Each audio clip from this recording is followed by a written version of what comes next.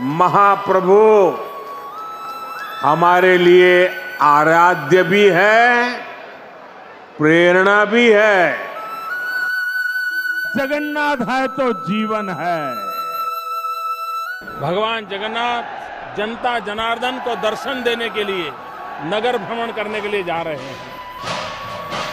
रथ यात्रा की पूरी दुनिया में एक विशिष्ट पहचान है। देश के अलग अलग राज्यों में बहुत धूमधाम से भगवान जगन्नाथ की रथ यात्रा निकाली जाती है। ओडिशा के पुरी में होने वाली रथ यात्रा तो अपने आप में अद्भुत होती है।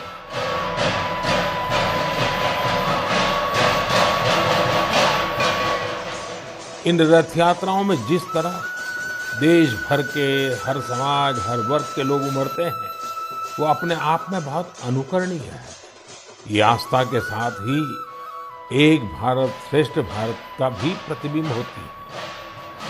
इस पावन पुनीत अवसर पर आप सभी को मेरी ओर से बहुत बहुत शुभकामनाएं। जय जगन्नाथ,